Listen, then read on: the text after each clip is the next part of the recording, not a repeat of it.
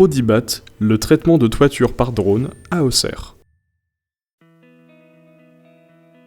Sur le bord de l'Yonne à Auxerre, Nicolas Henry, photographe, fait voyager les promeneurs à travers des clichés qu'il a pris aux quatre coins du monde.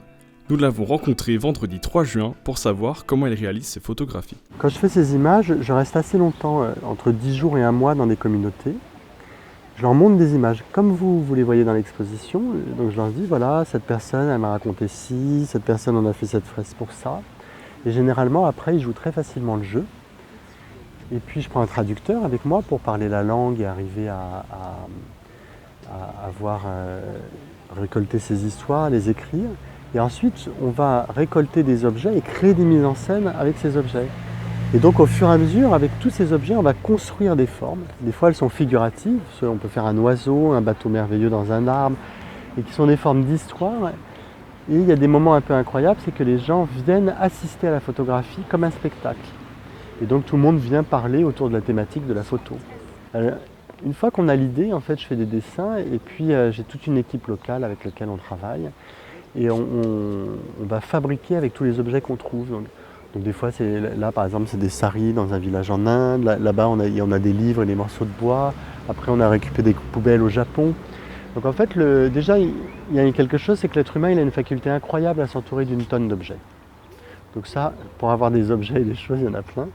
Et puis aussi la nature qui regorge de bâtons, de toutes sortes. Donc, c'est pour ça que ça s'appelle cabane en fait. Parce que en fait, c'est comme un jeu d'enfant, mais l'enfant, dans sa chambre, par exemple, un tapis, ça devient l'océan, des livres, une île, un château avec, je sais pas, des chaussures. Donc en fait, l'imaginaire, il s'ouvre de cette manière. Et donc c'est un peu le processus de mon travail. À travers ses œuvres, Nicolas cherche à faire passer un message. Mais quel est-il ?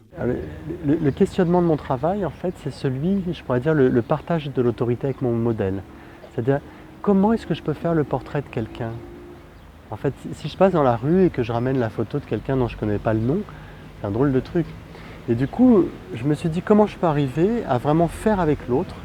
Et donc du coup, il y a son portrait qui raconte une histoire qui est son histoire, avec ses objets dans son contexte, et finalement, ce récit va le porter devant sa propre communauté. Et donc c'est une manière de ramener une image en essayant d'être allé au plus proche de l'autre.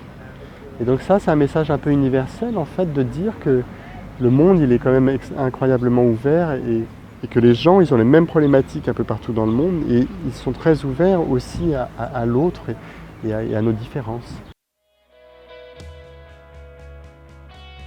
Enfin, l'artiste nous a parlé d'une de ses œuvres, celle qui lui tient le plus à cœur dans cette exposition.